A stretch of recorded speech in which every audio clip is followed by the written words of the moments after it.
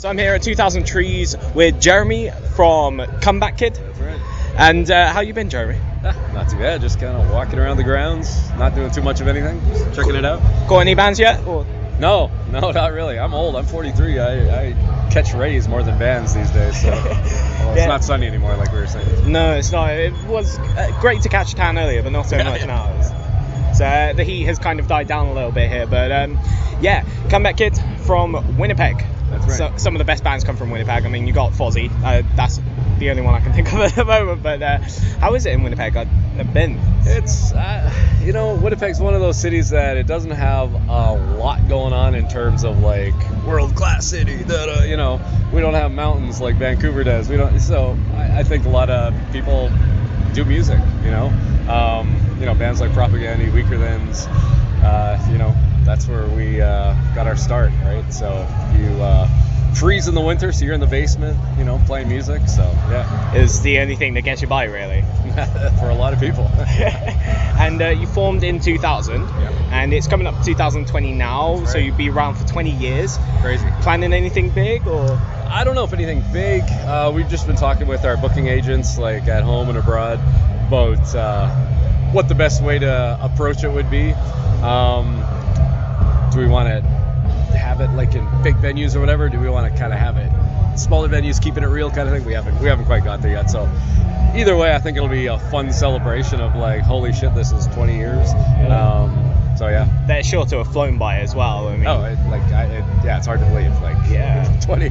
I remember being 20 years old, and like if that was my whole life, that would have been it just seemed like such a long time. Now that other 20 years of the band just flew by. So you bring a very unique sound to you guys. I love your music. I was listening to some of it this morning.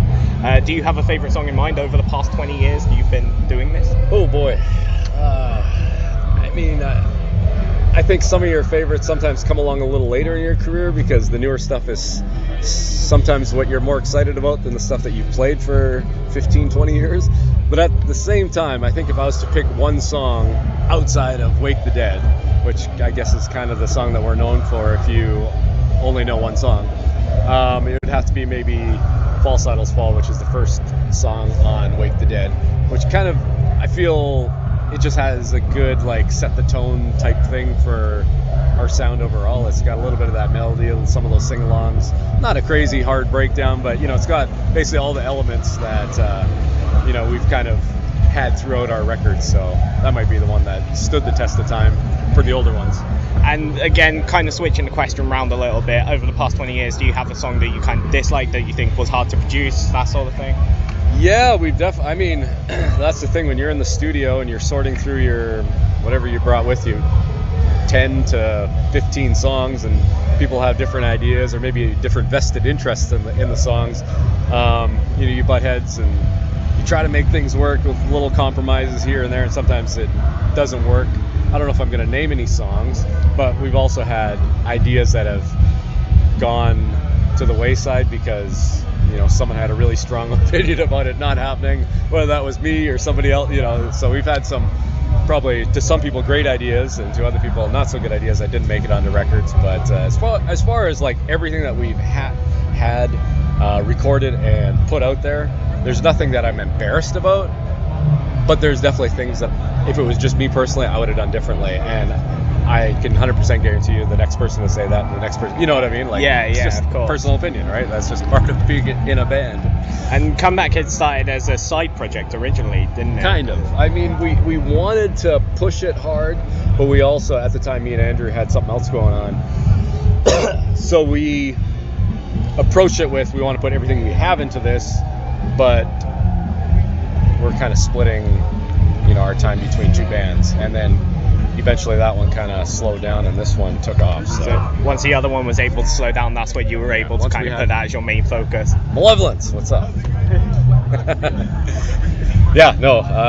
We definitely had the time to push it more than we ever, I think, even intended to, because yeah, the opportunities just opened up like right out of the gate from that first record in 2003. So yeah, it was cool. And you speaking earlier about the newer music and everything like that. Your last album was released in 2017. Yeah. Are you planning anything soon? Can you tell us about any new albums, new singles? Not soon. Like I've said in other interviews, like we're a little bit of an older band now, so we want to, rather than feel like pressure to put out a new record every 2 years or 18 months like a lot of bands do. Yeah. We want to write when we're ready to write. Like, because for me personally, and I don't want to represent the whole band all the time, but so I want to clarify that. Speaking personally, I need a bit of time after a new record comes out before I start getting that excitement to start like writing songs. Like, trust me, I could write a record right now if I needed to, but I could do a lot better if I had zero pressure on me and got some ideas going. The songs started coming, and then the pressure came. Yeah. Okay, now guys, it's time to put this into a package. Yeah. So that's how I work best. Is like the original ideas need to come from here. As far as like molding it like in the later stages, yeah, you're always going to be under some pressure, whether it's limited studio time or we've already set a date for the record, that kind of thing. So yeah, that's how some of the best records come out. Yeah. You need a fire under your ass sometimes. So. Well, exactly. Yeah. It's all nice and all pumping out a record, like you said, every 18 months or something like that, like most bands do. But sometimes it's just you got to put your heart into it. Yep. And sometimes that can take ages. I need time. That's where some of the best the next person, they can write brilliant stuff like really fast. And I'm sure I could pop out a few gems or whatever here or there, but like I just feel more comfortable. Like, okay, now I'm ready to like set dates on the calendar for like goals to work towards, because I feel like I have a comfortable amount of ideas to work with or whatever. Yeah. And I think the other guys would feel similarly about that, but maybe not exactly the same. But yeah. So you're touring at the moment between Europe and USA. That must be quite hard for you going back and forth between the two.